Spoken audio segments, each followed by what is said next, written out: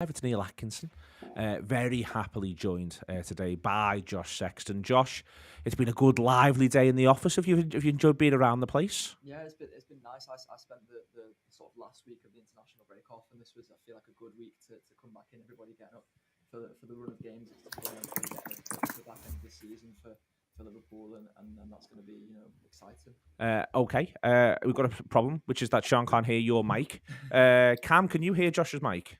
No, I can only hear him as if he's just talking in the studio. So, no. Okie dokie, that is not a good thing. Me and Josh will sort that out as we go. This is one of the ways in which you can tell it is the Anfield Wrap as alive, that this sort of thing is failing to work all of a sudden here. We'll see what can be sorted out and what is maybe right and what is maybe wrong over the course of the show. So instead, I will go hand over to Cam. And Cam, we're going to start off with the obvious thing, which is that those lads had to play against each other again. They had to go through it all. International break round up, as it were. It's, to me, firstly, it feels just hard lines that they got each other. Also, that Nigeria got Ghana, in a way. You'd think that they could get that a bit better seeded. But the other thing that sort of came off from watching some, if not all, of the games was that they have two basically disparate teams in that, yes, Salah plays for one of them and Mane plays for the other, but Mane's just got better teammates, and it comes through every single time you see them play. They create much more and they're much livelier.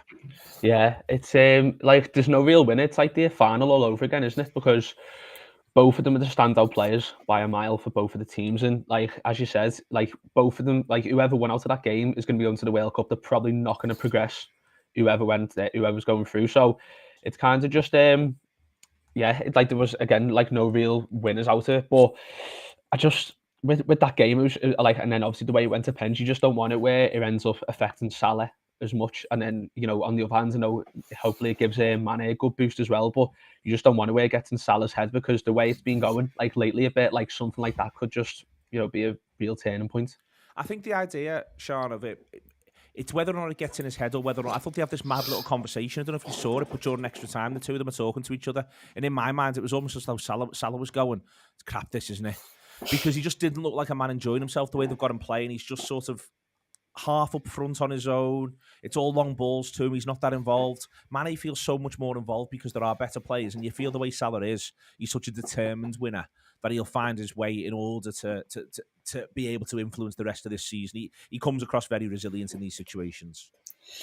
Yeah, makes you wonder if Salah will know what he's missing if he does leave Liverpool, because it's international footy fascinates me, because you get to see the best players in the world just have to put up with what's around them and kind of see them do the best. But I think it makes international footy so unpredictable in that sense, because it's a bit more of a level playing field.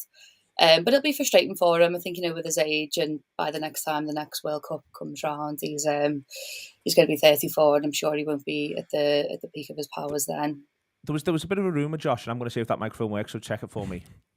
1, 2, 3, 4, 5, 6. Marvellous, yeah. I solved that problem brilliantly, Josh. I solved it brilliantly. It was all intuition. There is this thing, I think, where there was the video of him afterwards where it sort of suggested that he might be considering packing in because of the tone, and he supposedly uses a couple of words that says as though it's been an honour to play with them. Sean's point there about he's 34 before at the next World Cup now. And then there is a general sort of whether or not it meets his needs, and just how joyless it's been for him. You could well imagine him, if you just dropped him to the Senegal team and kept Mane there, they'd be a threat for the World Cup. If you threw him in place of Mane, you'd feel as though they could go as far as Senegal could go in the World Cup, which I think could be last 8, to be honest with you. But he carries that side to such an extent, you just sort of wonder if he's thinking to himself, well, it's not like I'm ever really going to get the opportunity to shine anyway. Yeah, it's an interesting one really with Salah, I think, because there's probably not a player in world football who carries more of the expectations of a nation on their shoulders to the extent he does. There's the Cy Hughes article in The Athletic which comes out about just how important Salah is in Egypt, which I think there's an anecdote within that says that people were spoiling their ballot papers during the last presidential election in Egypt to put Mo Salah as one of their candidates to sort of be voted for as president. And I think that shows you how much that expectation does sort of fall to him, because he is, one of the best players in the world, if not the best player in the world, and he's playing for that sort of smaller nation almost. And the idea that there's that entire nation sort of looking at him and being like, you're the fella who's going to do this for us. You're the lad who's on the 5th penalty. You're the one who's got to make that telling contribution all the time. that's got to weigh on him, and he'll be looking at the back end of his career now, and this falls into Liverpool contract discussions as well, and sort of thinking what's the most exciting thing that I can do now for me in my career. What's the best way I can sort of make sure that I end this on the most positive note that I possibly can. That's exactly what I was thinking. I think, you could argue the toss either way. That's going to make him really determined. Maybe he'll appreciate what he's got at Liverpool. Maybe, a few people have said it might knock him down a peg or two. But I think it's kind of gone the other way in that not winning the AFCON and then not going to the World Cup. I think he's going to have itchier feet than ever. And I wonder whether he's got the patience. And don't get me wrong, I think Liverpool are going to win many trophies, hopefully until Klopp stays. But I don't think he's going to have the patience for even one season where we don't win anything. And that might happen. I don't know. Like we've got a few more years left of Klopp. But I just don't know if that's the right mentality that we want to have in a dressing room where someone's just trying to milk, the last years of the career, when we need someone who's kind of focused on the project goal, and everything else will follow after that. I think the idea that Cam that he gets to realise how much he enjoys it here is one of the key things. That he has got a football team that's built around his strengths, and looks as though it will continue to be built around his strengths if he can come to an agreement. There's not a lot of noise linking Liverpool now to a ton of forwards since the signing of Diaz. You would have thought that it's possible that if Salah was to come to an agreement, it probably weakens the position of one of Mane and Firmino, whose contracts go at the same time. And that's why, this is the international fallout. And the other thing that now is also in Salah's mind, but also in his back pocket for these conversations is, listen, he's the one who's getting a 6-week break in the middle of next winter. He's the one who's going to be absolutely refreshed and recharged. Him and Diaz have got that going for him, whereas Mane and Firmino can both expect to have to disappear off to Qatar. That's the thing. That was the first thing I actually thought of when Salah went out. I thought, well, we're getting him fresh this winter. Do you know what I mean? And in terms of contract negotiations as well, it's not as if we'll be thinking, well, what if he went there and he got like an injury or something? It's like, he's going to be fresh. And as you said, with Diaz as well. But I think, I think he probably will be looking at us and thinking, I'm not going to do anything with Egypt. Like as Sean said before, like the next World Cup will come, you'd be like, you'd think he'd be past his heyday, and he's probably thinking, where to get like the most love? Where's the best chance of winning trophies? And it's going to be you would say with us, wouldn't you, at the minute? So I think this is probably going to help us with negotiations. But at the end of the day, we still need to just get over the line. I think it just makes him more knee jerky. I think because I think it's panic stations now to an extent of it being his last few years. And I think when it comes to making a bigger decision as signing his last big contract with Liverpool, I'd worry that he'd be more knee jerky in a different direction. I do know what you mean. There is such a thing as when something that you really disappoints you, don't make a big life changing decision in the 6 months that follow, and he sort of got to, because that's how this works. That is it is a thing. It is a bit of advice that you get from people. Flip side of it is, Josh, I thought Mane came back from AFCON absolutely flying. He's now got another big moment under his belt. There was a lot of controversy around people getting on the pitch post-match, and there was controversy around the lasers. Putting that to one side for a second or two, you get the impression that he is invigorated by his Senegalese adventures. 100%, yeah, and I think you saw, in the sort of weeks that followed his AFCON win, that he was almost repurposed as a Liverpool player, wasn't he? He played a lot more through the centre, and he seemed to sort of just be enjoying his football again. And I think part of Mane enjoying his football is the needly side as well. We all know what Sadio Mane is like on a football pitch, and I thought he became like the great disruptor almost after he came back from his AFCON adventure. And I hope this does more of that same thing. You'd like to see Sadio Mane getting in among the goals, not less because most of the goals he scores are beautiful goals for Liverpool as well, but during this stage of the season there'll be absolutely crucial goals, and Sadio Mane loves a crucial goal. And I like that idea that he comes back off this and he's even further motivated to come back and enjoy his football, because you spoke about it there, having a side that's built around Mo Salah and him being able to enjoy that. All these players have to be able to enjoy that, whether they're the best player on the pitch or not. Ends up, Jota goes, Diaz doesn't, Cam. You can look around the pitch. There's other areas where, Robertson still doesn't know either way what's going to happen to him. Van Dijk will be going. We can be certain of that. I don't think anything's going to change in Joel Matip's life. Konate and Gomez have each got question marks next to them. It's an interesting little one because of the fact that we know it disrupts the season. But you obviously always want to see Liverpool players do well, but there's a flip side here where there really would not be that much wrong with a number of them ending up getting either an extended break because they go out of the tournament early, or just generally getting that full time away from the game.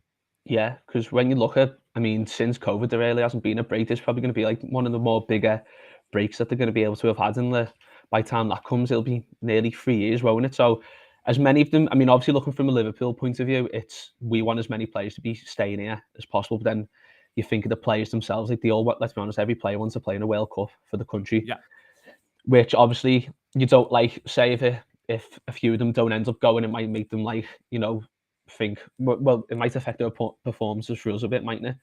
If they're not going to the World Cup, not getting excited and stuff. But for me personally, being a Liverpool fan, I'm not bothered if we have as many staying here. That's fine by me. That's a lot of the fallout, the way in which it goes. It is the most fraught international break, Sean, and the tensest international break. There's stuff going on in all directions.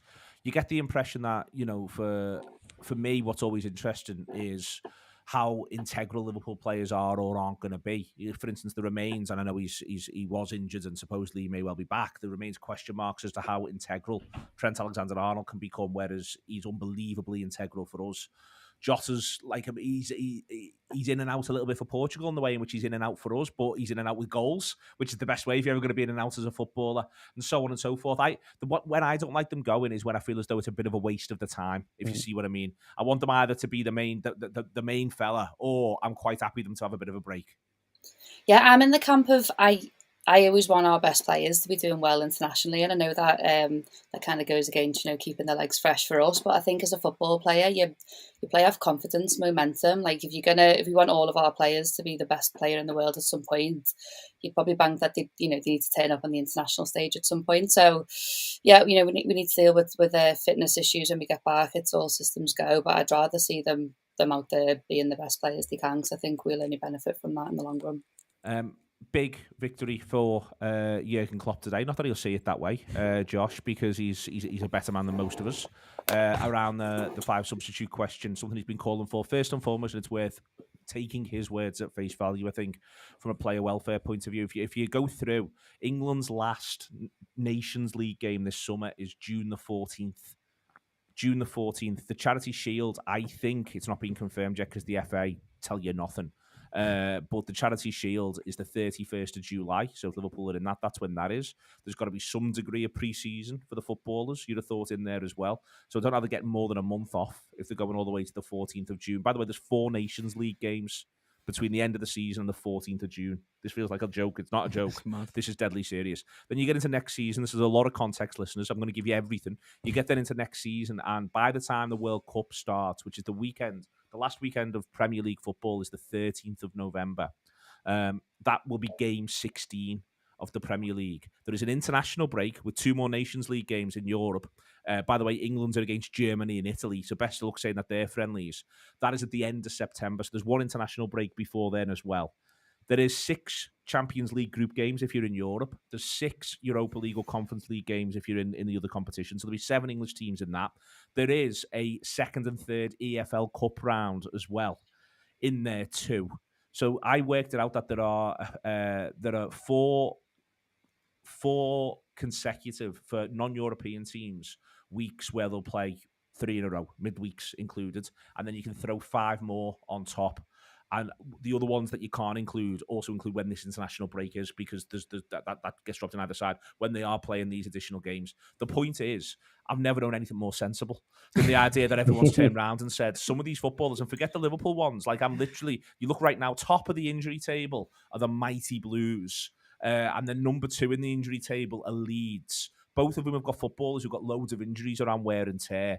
There's lots of smaller clubs going. This is an unfair advantage for the bigger clubs. I tell you what, I bet you if Bielsa felt he could have protected his players more over the last couple of seasons, he'd still be in a job. Absolutely, yeah. I can't believe your ability to retain that information, by the way. That's incredible, the amount of numbers you've just thrown at us and the viewers and the listeners. Yeah. A lot going on. I think I was going to... I was going to originally jump back to the point about you saying that Klopp won't see it as a big win for himself. I think he wears smug well, doesn't he, though? When he knows he's right, he's very good at wearing smug well, is Jurgen Klopp. And I think he will be in this case. And it's dead interesting sort of seeing the fallout from it, almost the fallout from this decision to go to 5 subs, because, you know, as you've said there, that there's the idea that it benefits the bigger teams, and Phil Blundell's been all over his Twitter today, of course, disproving those ideas. He loves to disprove some ideas, does Phil Blundell, saying that the other teams around Europe basically not benefiting He absolutely from having 5 subs. He loves to go against the general consensus when he's certain he's right. And he's incredibly good at it, so more power to him. Phil Blundell versus the general consensus. It's another Phil Blundell win. Honestly, like the idea that they're even substitutes in the first place is clearly benefiting the big clubs. So maybe we should scrap substitutions as a whole, because no, it was never a case of benefiting the bigger clubs. The bigger clubs play more games by virtue of being in Europe, by virtue of their players being international players, by virtue of, you know, all of these things. The bigger clubs have to deal with the fact that their players are going to play more games over the course of a season. You can look back on this Liverpool season, and I'm sure there'll be someone who'll be kicking around in the sort of late 60s, early 70s of games played in all competitions this season, which is absolutely you know mad to think that there's a single player who can deal with that sort of toll on their bodies over the course of a season, and the way that the games will have come, the sort of constitution of that as well is incredible. So the idea that, you know, that 5 subs for someone like Jota or whoever it may be that comes and has those amount of games, gets to occasionally, you know, get a bit of a rest on 60 and another lad comes on is obscene. Well, there's also the idea, I think, Cam, well, they could just chop and change. Why don't the bigger clubs just rotate? They've got the ability to do so, and there's an element of truth in that, and it's not as though you're not going to also still see them do that. But what if you end up in a situation where the fixture list, which by the way you cannot control as a football team, you're in a Champions League group, and you end up getting Manchester City, Real Madrid midweek, and then Arsenal. And the 3 are away, and then from there you're in a position where, well, you want to get your best players on the pitch, you know, and that becomes a legitimate sort of decision within there, and that's how players end up being overexerted, and that's how players end up getting injuries, and it's how they don't get back. And I mentioned before Leeds and Everton, the great examples. I think the 2 lads who play number 9 for those 2 clubs, where I think if they've got a full season out of either of them, each of them would have 10 points more. But Calvert-Lewin and Bamford have got loads of wear and tear injuries that have been amassed from playing intensive numbers of games over and over again recently. It happens to everyone at all levels. Yeah, I think it will help in the long term. And when people are saying, like, you know, it's only helping the bigger sides, I was thinking about it today. So if they go along, if you go ahead of it, who's to say that, say, next season down the line, like we're playing, or City are playing, you know, with Brighton or Burnley, and they bring on a 4 for a fifth substitution, and he comes on and gets like the winning goal. Do you know what I mean? And in the end, it all turns on its head, saying, "Oh, that's brilliant. That's a brilliant idea." It's just the way football and football fans are, really, isn't it? But yeah, there's got to be more protection for the players. And I think when teams outside the top 6 are saying that, you just go and say what you've just said then, Neil, about the 2 strikers there.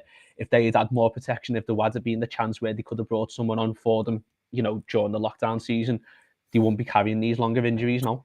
But it's interesting, Sean, a couple of managers have changed the tune or are being allowed by their club to play the tune they want to tune. Hassan Hüttl's come out and said, I've been in favour of it all the way through. There's something where Moyes has said he's changed his mind because he's seen the way in which it's gone for the players this season. His concern is disruption, like he needs the subs to be done in blocks. Hopefully that will remain the case, because I agree with that. You don't want to see 5 players dribbling on over the course of a second half. I think the idea of doing them in blocks matters.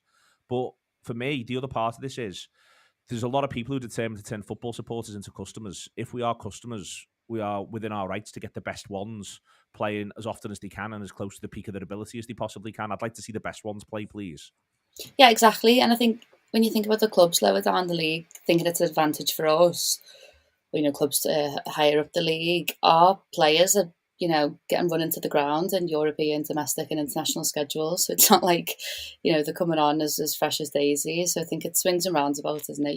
You can argue either toss of the coin, but it was a matter of time. Like, if it's already getting used in European competitions, already getting used in the domestic cups, I believe, already getting used in every league. In every other European league.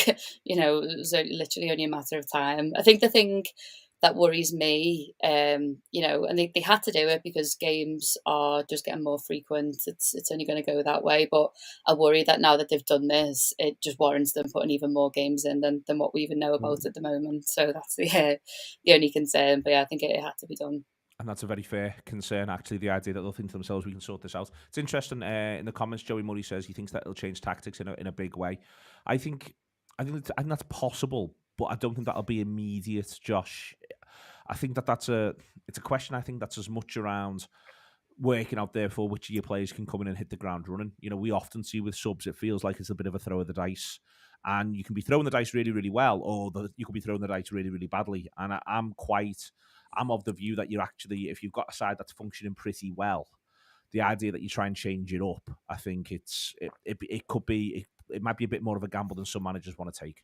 Yeah, and I think it's been really interesting the way that Liverpool have approached substitutions for the most part this year, because we've seen in games where Liverpool have been struggling, in particular, that Jurgen Klopp has favoured sort of, bringing 2 and 3 subs on for almost just that freshness of ideas as much as legs. And I think you would see a lot more of that sort of up and down the league in terms of them just bringing, 3 lads on, 2 lads on at one time, just to sort of, almost inject new ideas into sides. And you've even seen this season when Liverpool have played in competitions where 5 substitutions are allowed, Jurgen Klopp sort of programming them in order to get lads off the bench who need the minutes, lads who are starting, who need a bit of rest here and there, And I think you'll see people being a lot more strategic around it. And I wonder whether you'll see that in terms of literal squad, build up as well, in terms of, sides who are lower down the league who maybe do have the resources to build bigger squads might do that now, because they know that they'll be able to get their third choice striker a good enough amount of minutes over the course of a season because of 5 substitutions. So I think there's loads of potentially interesting things that could come from it. And I guess in that sense, it's exciting to see, because as you say before, we want to see the best footballers.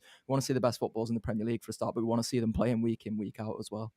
Absolutely. Other thing, big thing that's come out this week that we would just want to very, very briefly touch on, Cam, is the Everton accounts. It's actually, there's an element here where there could at some point become a question about the build on the dock, which is something which is obviously inherently good for the city. But there's also something else, I think, which is it's a really strange sort of parable they've almost ended up with Everton, where they got the billionaire with the money, and things have got worse, and they've managed to create a whole new abyss for themselves to stare into. I just can't believe the way in which it looks, to be honest with you. I'm surprised it hasn't had more national sort of conversation, and hasn't had more national conversation for a while, because it's been quite clear from the outside looking in, the situation spiralling. Yeah, it's just Everton themselves, isn't it, really? It's just, I mean, when you look at it, it's like when you say about the stadium and all that, like it'd be good for the city, good for jobs and stuff, but it's just as if like they're not looking like doing like 5-10 year plans. They've just been throwing money at players and being like, let's see if this works, and it's just not happening. The closer, and like you're just seeing more and more similarities between Leeds from the early 2000s, Pompey in like 2008-9, where you can see what's coming with them, and it's only going to take a relegation for them to just go. And yeah, I mean, obviously, you can back it all up with COVID and like losing money with the turnstiles and stuff, but there's only so many times you can say that and instead it's just like, no, it's just a poorly run business. Sean, I think one of the strangenesses of it has been just a sort of unwillingness to acknowledge this reality, that and I think that stems from the absolute inside of the club. By the way, I do think that the supporters are being let down, and I think they continue to be let down because there's such a desire to constantly put a positive spin on things, and no one seems to really take much responsibility for the way in which it goes. Yeah, I was reading the statement that they put out about it, and it was just all over the place. Like, I mean, I'm no accountant by any means, so you've got to kind of read between the lines with it. But on one sentence, they're boasting that they've had record turnover, but then also blaming COVID for the huge losses. I think they were trying to blame it on not being able to get fees as high for the players as well. Maybe the players are just shit. But surely your costs are too high then if you've got great turnover, but you're still losing loads of money. Like, I'm no mathematician, but surely you're just spending too much then. Then you look at their wages to turnover ratio, which I believe is about 95%. Yeah. I think these accounts only go up until June 21, and I know they've had a few ingoings and outgoings since then. But for me, just on the face of things, it's like, it's just reckless spending. I think it's so clear they've got huge financial backing, and I think there was a line again where they're trying to put this positive spin in the statement where they say they go through all the bad things, and then they say, however, we've reported a record turnover of 193.1 million, and we remain in a secure financial position thanks to the continued unwavering support and commitment of Farhad Moshiri. And basically, he just keeps pumping more money into the club, the more money that they lose. And to me, you might be like, okay, great, like he's there, he's going to keep keep backing these losses. But it's the reckless spending and the no accountability of that reckless spending is the worrying thing. And I'm not even an Everton fan, but I wouldn't be happy looking at that. And I think, how is that sustainable? Because he's not getting held accountable, because he's injecting the money, and then the people who are spending the money are not spending it well. It's being completely mismanaged, but he doesn't seem to care. There's no one holding him accountable to then, kind of care and take that accountability. So it's like, are they just constantly going to keep pumping in money until Mashiri gets bored and leaves him with all these huge wage bills and an expensive stadium? I don't know. No, I think Josh, there's this thing that football clubs have had around anything to do with regulation, as though all regulation is bad and it will inhibit us and it'll make things harder for us. I think there's a thing where one of the things I think Liverpool do really, really well is I get the impression from the outside looking in, they make their own rules. And they will very occasionally break them, but I think they make their own rules around certain things, around recruitment, around what they will and won't invest in an infrastructure sense, and then they stick within those rules. And what that does means, if you're going to think about breaking them, well, you think about it. But what regulation does, I think, is it manages to keep everyone honest and function, and to sort of take it a little bit away from Everton. But one of the positives of that is that, therefore, well, you can't do this sort of thing. You can't end up in this position if you've got a tighter grip on it in the first place, and you know where the red lines are. And the regulator makes it harder to cross them. Then what it does is it just gives everyone a greater sense of security, and arguably makes you better at running the thing that's being regulated if it's well regulated. If you see what I mean. 100%, yeah, and I think you've seen that in the way that John Henry has sort of spoken out in the past about adaptations to financial fair play regulations and rules. When it was first brought in, his quotes around that were interesting, and sort of every change that's happened since, he's sort of been around to react to. And there seems to be a bit of an idea that no matter how much those regulations will be relaxed, he will always see FSG's ownership of Liverpool and Liverpool itself as sort of operating within those regulations. And I wonder whether that's a sort of American sport mentality and approach to that, because American sport has so many regulations on the finances. So try and keep it sort of fair across the leagues they have there from top to bottom. And like you say, it offers people that security, offers people at the bottom of the ladder that security, but then people at the top as well can't just go and sort of freely spend, and there'll be luxury tax and that kind of thing on sort of willingness spending, and that's the sort of situation that Everton have unfortunately for them ended up in, is that there has just been this spending with no direction. And you're seeing it in loads of the clubs sort of up and down the Premier League in particular, but across England now, where there is just reckless spending in the hope that sort of some of the shit will stick almost eventually down the line. And unsurprisingly, it doesn't when there's no regulations, there's no sort of clear strategy. And I think that's what the Everton fans have been asking for the whole time, is sort of some accountability, as Sean put it before. I remember one of the games they lost where they'd done a protest after, and they had Joleon Lescott on BT Sport, and Joleon Lescott was saying, like, well, I don't know what these Everton fans want. And I think all they want is really simple. It's just some accountability. It's someone coming out and saying, look, here's what we're doing, here's the strategy we have, here's the direction we're heading in. Everything's going to be okay, basically, because at the moment it just seems like they're sinking without a trace. And if it's wrong, it's my fault. Exactly. If it doesn't go well, it's my fault, and I'll take responsibility for it. Listen, we're going to go through some of the comments that have come through as we're doing this as a live. I'm going to put the ones that are sort of game-ish specific, looking to Watford, and then the couple that follow to one side for now. And we'll go back from there. A little bit of a mention, actually, very quickly here, that Liverpool will play Manchester United in July in a pre-season friendly, really, really early, Cam, around the 12th of July. I suspect Liverpool's plan, and I could be wrong, is going to be to get themselves out, do the tour in the Far East, and then use the following time to do the training camp stuff that the manager loves. Yeah, I mean, in terms of like the players and the hectic schedule, I mean, obviously, like the club have the commitments, like out in the Far East and stuff, whether that's with sponsors and stuff, and obviously we've got a huge fan base there. But you'd be surprised, you wouldn't even be able to predict now if we do end up going all the way and all four, like what sort of squad's going to be going over, especially with the schedule when we get back as well. But yeah, it should be a good game. And whenever you can beat Man United, it's a bonus as well, isn't it? It is indeed. It is most definitely a little bit of a bonus. What else have we got in here? We'll come on to talk about Trent in a minute or two. Kirk Peters will come back to as well in a second or two with his points within there as well. We've got a couple of people just saying hello. It was nice to see people across in Ireland. Thank you very much indeed. And then for me personally in Austin, Texas, that was an absolute pleasure to be able to get all of that. Sean, good question, which I quite like. Can Burnley cause an upset this weekend? Oh, 100%. You've only got to look at the Palace game. Like I just think anything can happen in any game, and I think the times when City are going to drop points, I think are going to be when we least expect them, personally. Yeah, no, that's my outlook as well, is that we can definitely manage that. And Dicko asks, are we going to mention the unreal Man City accounts? I mean, all that we can say is that, that's a commercial team that's worked so hard and so smart Very for such a long creative. period of time. Yeah, I mean, the creativity was mentioned by the chap who pointed it out on the LinkedIn. We mentioned them last week as well, the Manchester City accounts. This is indeed what Liverpool are up to. They're just a commercial behemoth who've been a much loved cultural asset around the globe for decade after decade. And it's good to see that they're finally making good on the goodwill there that they've managed to create in a worldwide context for many a year. I just fair wish play to Liverpool would them. work harder, Neil, to be honest. Well, why don't they work harder? All of the Liverpool lads, why don't they work themselves harder? What else have we got within all of your many comments? Thank you very much for popping them in for us today. It is, we'll come back to some of them about football. One more is Ben Doak, Josh. Looks as though Liverpool is doing Ben Doak. We did a couple of shows on it when it was originally mooted. James Pearce has tweeted, it looks as though Ben Doak will be happening.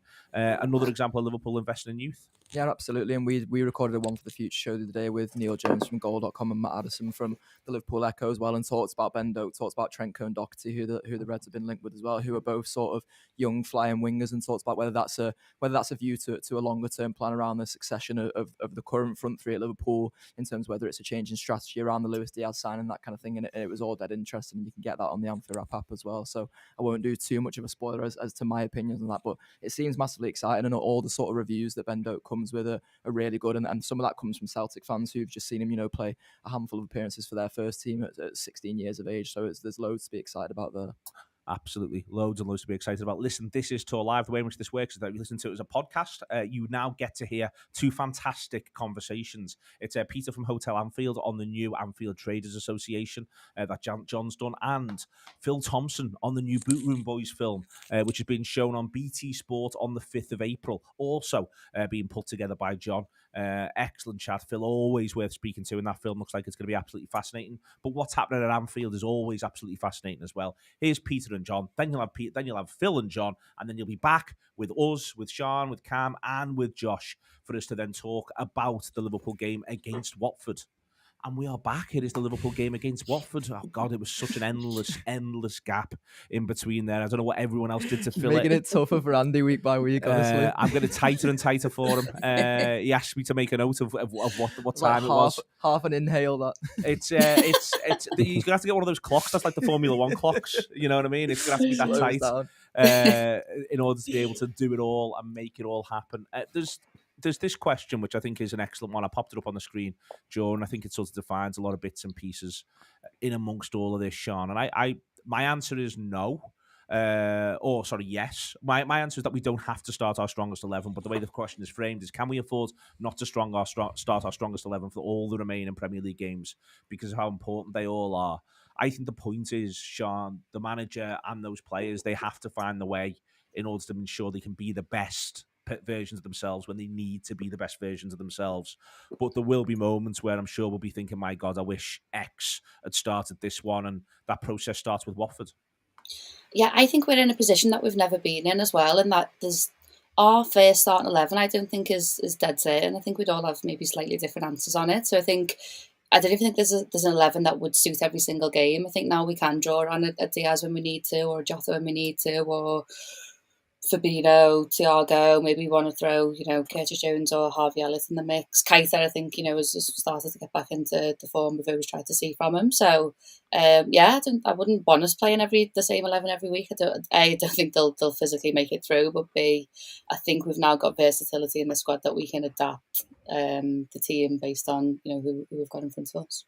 I think that's, for me, there's no doubt on the versatility, Cam. It is the biggest game for 32 years, or at least that will be the joke, but each of them will be absolutely enormous and lead to the next one. But simultaneously, these footballers want to see themselves succeed against Benfica. Then after Benfica, it's City. He does have to try and... You've got to try and ensure he gets his rhythm on the one hand, but that he doesn't play them out of rhythm or exhaust them on the other. The balance of that goes both ways, I think. There's always this idea that if you're not playing them, well, they're going to be 100% when you do call on them. And I don't think we've seen proof of that in Jurgen Klopp's Liverpool. I think the way they get to 100% or as close to it as they can be is by being played at the right times. And that's going to be the trick for them, I think. Yeah, but it is, it's just so hard, isn't it? Because there's not like any games at all that you look at and you think, well, maybe you could rest them because there's just so much riding on every game. I think, yeah, but it's one of them. I think now, because every single player can see what could potentially happen with this quadruple season, every single one of them, 17, 18, wherever it is, will be dying to get on the pitch on Saturday. So I think when we're saying about like rhythm and stuff, I think, and obviously on the back of like an international break, I don't think it really matters in a way of who's starting. Like, I'm not, like Sean said, that everybody's probably got like their own preferred 11, but I think whoever he puts out there is going to be saying, look, if I get in here, have a good game, I'm starting in Benfica on Tuesday, and it's then a case of, well, where does it go from then? And I can play my part in what could be the best ending to a season anyone's ever seen. I think one of the I've got Ger's points. You know, we need to play the rest of the season angry. I think there's definitely an element of that. You've got to see that the team do that when it's been at its best, Josh. But I think there's also, for me, with them, I like them when that anger feels really controlled, and that's where that's what you get in 18-19 when they win and just keep winning, and even then when they sort of roar back in the league at the start of the season that follows, that they almost felt like, I think, they've been done out of the league title, which I'm sure they'll appreciate and respect City's excellence. But I got the impression from them in the backs of their minds, they were like, yeah, but it was just, it was 11 millimeters over the line, and there was this and there was this. We were that good. We deserved to lift one of them, and then they sorted that out for themselves. But by controlling that energy.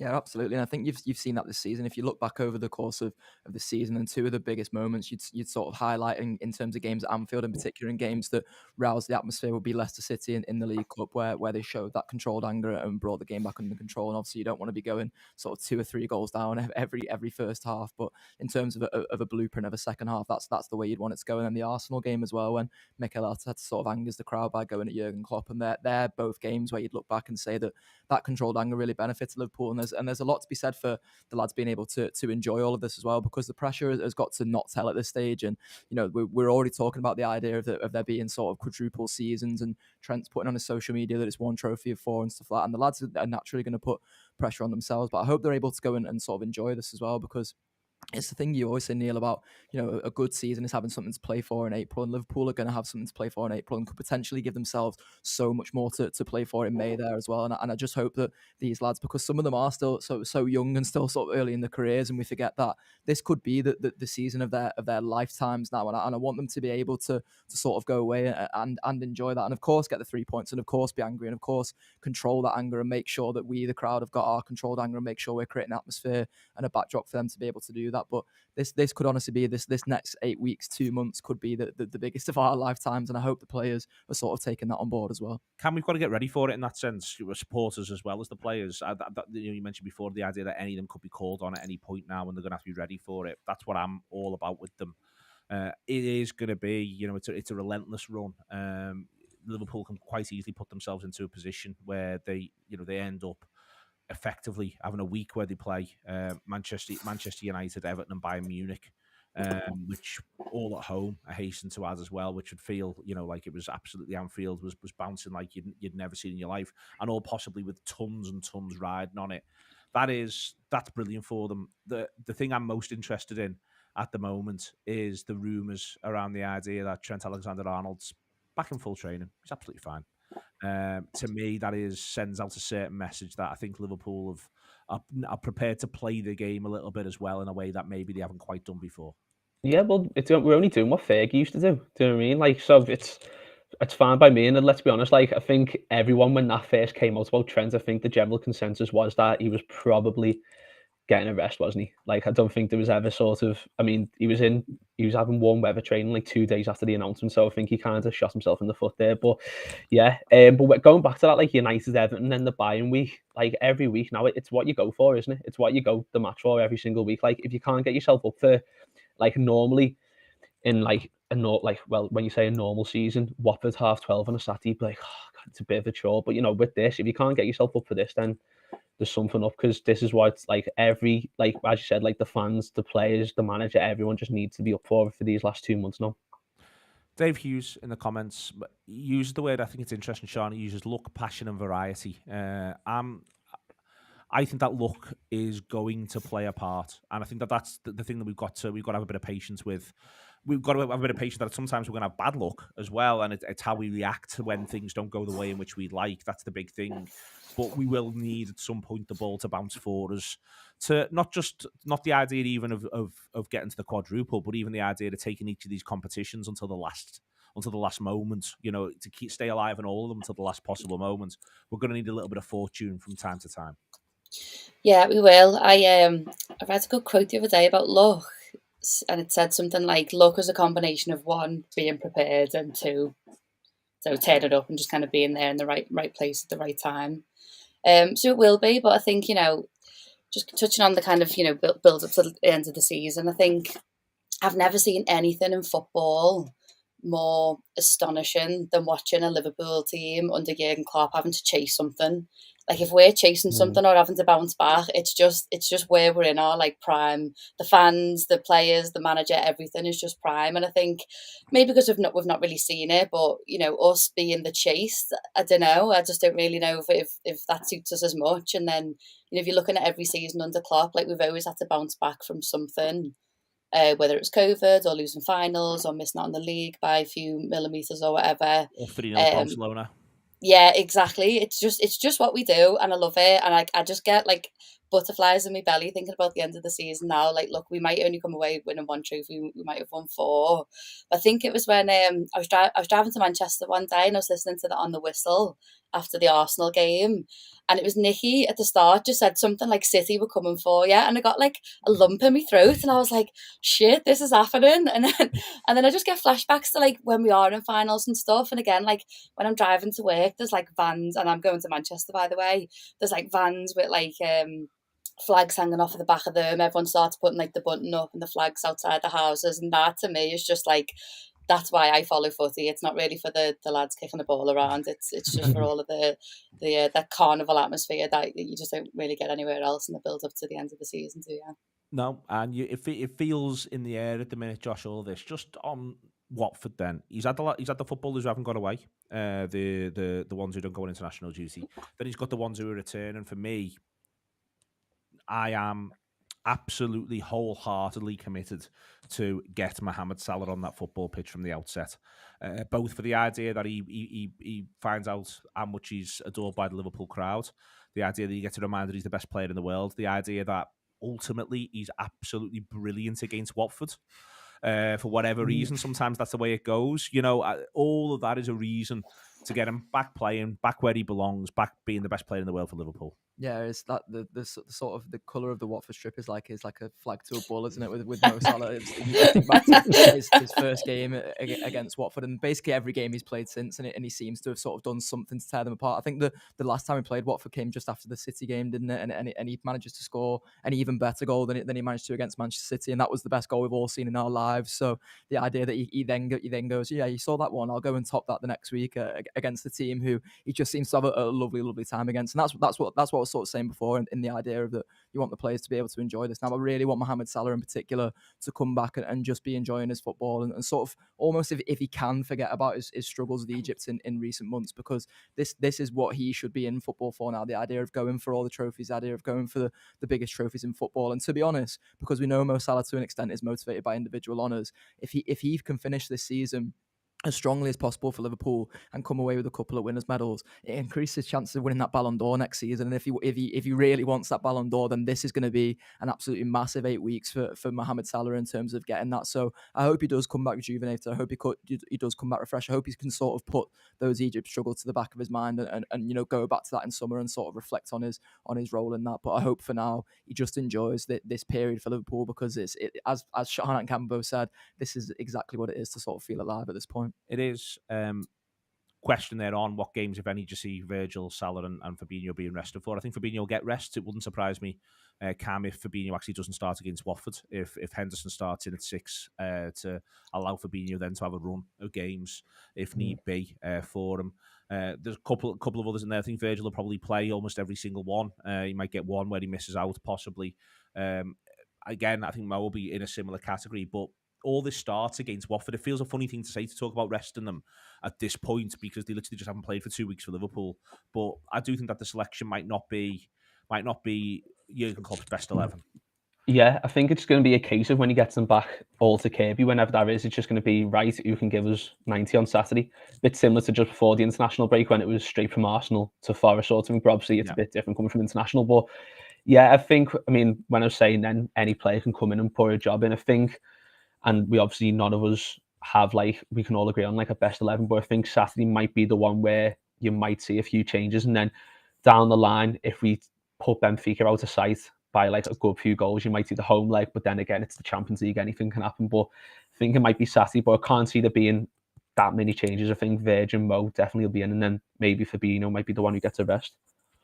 Yeah, I think there's every chance that that's the way in which that one goes, Sean. I think that, you know, Alexander Arnold could be back for one position. Maybe Liverpool might decide that discretion's the better part of valor and put someone else in for one more game, just for the look of the thing as much as anything else, and whack him on the bench. Robertson doesn't get the full game; he only comes off the bench for Scotland. Only plays about 11 minutes. What side are you expecting? What are you, for instance, thinking the midfield's going to be? I think a lot more changes, I guess, for fresh legs, but also this is the one game out of all of them, as we've said, that we can rotate. So if you're looking at who's probably played the most minutes, obviously Salah and Mane, between them 210 minutes within the space of a week. So I can't see either of them starting. And looking back to what he did after the AFCON, obviously Mane was away with the parades and celebrations, but Salah didn't come on against Leicester till about 60 minutes today.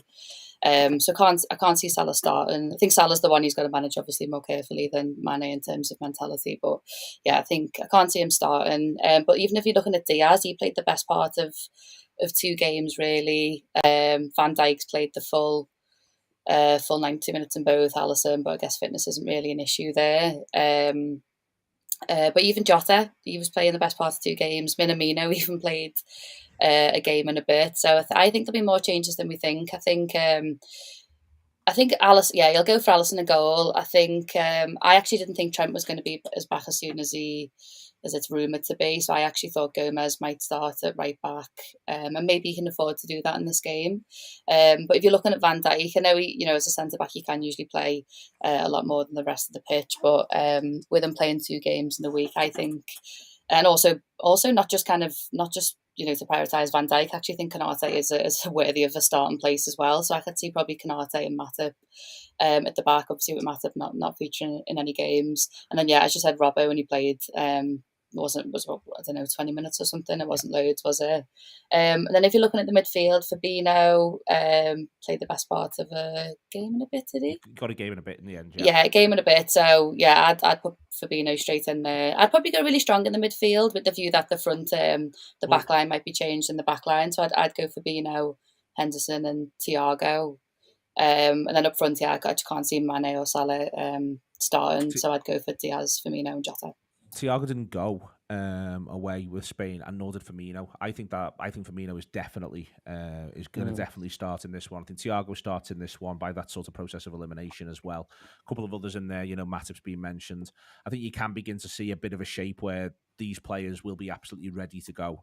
And I think I ultimately think that Liverpool's way home through the next 10 games or so is something Belinda Barty said on one of our shows, which is the idea of 60 of Thiago, 30 of Keita, 60 of Keita, 30 of Thiago. I think that'll be what Liverpool will be looking to get on the pitch, along them with either or possibly ideally both Fabinho and Henderson game after game, Josh. Yeah, and I think you might see that in the forward line, to be honest, as well. I think the forward line could probably be the most interesting sort of point of the team sheet when it does come out at 11:30 on Saturday, because I think there's an argument that, as Sean says, to be resting both Mane and Salah. I would quite like to see, as you said before, Neil, Mo Salah started in this one. I think Bobby Firmino's got to start. I think if you sort of look at it in terms of rhythm before the international break and getting into a goal-scoring rhythm, then Bobby Firmino was starting to score important goals, which always comes just at the sort of right time for him, and I hope he gets the chance to continue that. And then I'd be having Diaz in there with a view to sort of having Mane on the bench, having Jota on the bench, and having that firepower to be able to call on if Watford do start causing us problems. Then, as you say, the midfield, you've just got so many moves and so many different options. I think Gomez at right back has got to be the way to go for this one. I think even if Trent is fully fit, you sort of take him in the week and then take him for Man City as well. And then you're probably going to ask him to go for most of the games from there, up until Everton, of course, because Everton will be the one to answer one of the questions before, where we get some Divock Origi magic, where we see a lot of changes as well. Because honestly, if Klopp doesn't start Divock Origi in that Everton game at home, he might as well pack the whole thing in. It would be mad. The Everton at home team's going to be absolutely wild. Very, very quick. He's going to re-sign Lallana for it. Chiravella's back. We're going to win, aren't we? We're all very confident. Possibly too confident. We've got to show Watford respect. But ultimately, we just think Liverpool are going to win this game. Yep. Absolutely. Yeah, nods all round, nods and happiness all round. How could there not be? Listen, hope you've enjoyed this tour live. Thank you very, very much indeed to Sean, to Cam, and to Josh. It is the Anfield Wrap. It is the Anfield Wrap Live. Download the app. Enjoy all the build-up to every single game, and then all the post-match stuff that we've got for you right the way across the board. Whatever you're doing this weekend, do enjoy it. Liverpool are going to start your weekend off with a bang, and I understand the logic possibly around not starting Mo Salah, but my God, the emotion of the whole thing, that's all I want him to do. Thank you very much indeed.